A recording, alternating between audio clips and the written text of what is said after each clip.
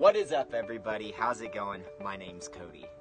Not saying it's going to be easy. You see, the grind, it never really is, but it's not meant to be. It's for us, the motivated, the determined, the ones who are building, gaining, and finding strength and self-reliance. Let's go. Okay, so this week, what we are going to be doing is we are going to look at some footage from my Brazilian Jiu Jitsu competition. Now, this happened last week, and I basically had some in-house matches between some of my fellow teammates who train at Kokoro Training Academy here in Springfield, Missouri with Professor Steve, and I'm really excited. So I am only about 8 months into my Brazilian Jiu Jitsu journey, and I'm still a white belt, so by no means world-class Jiu Jitsu, but hopefully you enjoy, and I win some, I lose some, and we're going to talk about it. So let's do it. Alright, so Matt and me go ahead and start with the old slap and bump. That's a good jiu-jitsu way of saying let's go.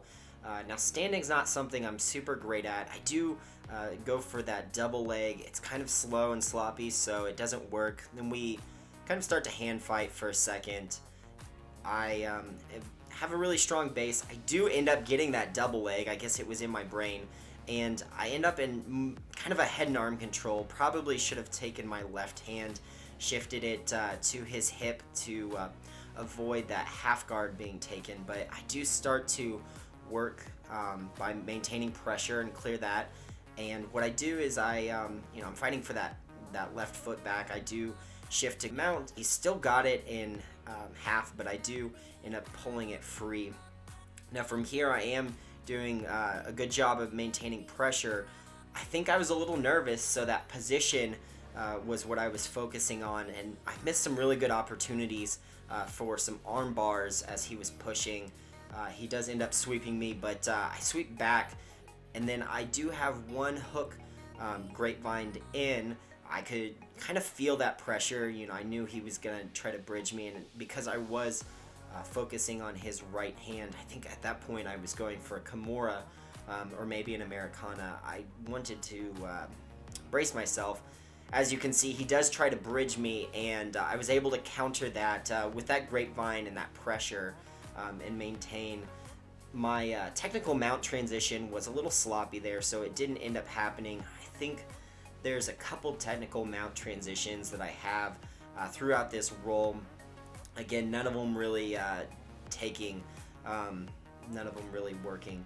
He goes in for the classic white belt hug, and I'm basically just braced wide. He's fighting my legs, and we're kind of maintaining position. I'm trying to fight those legs, keep that good pressure on. And then I'm also trying to see, what kind of things can I have. Now, at this point, I do take high mount, which is a good move on my part. Although I'm not pinching with my legs, so he ends up finding some space. I do transition to that technical mount this time. I am too far over his head, so he does end up getting the sweep on me. Shame on me for that. I had a lot of weight in my hand, but not really any pinch, not any weight in those legs. I end up going for that double leg armbar. There was no hip lift, so I just really didn't get that.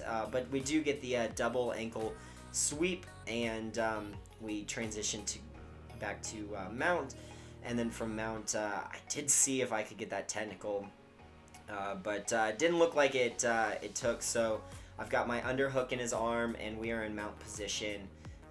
Again, back to that white belt hug. That's pretty classic. I, finally transition back, and I've got that arm. There it is, that technical transition. Again, no pinch through those legs. I need to be a little bit stronger on that pinch.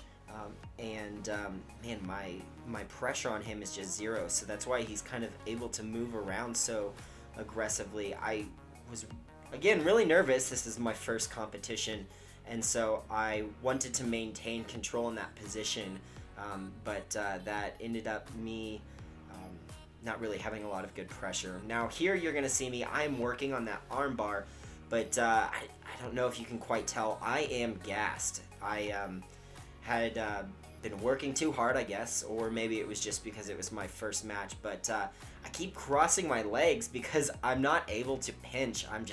They're so tired. And Matt was doing such a great job of keeping those arms locked tight. What I should have done was lifted that fulcrum or found a little bit higher towards his wrist. But again, because I'm not pinching my legs and because I'm not driving down with my heels, he's able to get this kind of sideward twisting position. Now, I'm still working. I finally get a little bit of that hand. He does kick over, and then I get that armbar. He goes ahead and taps, and that is the end of the match between me and Matt.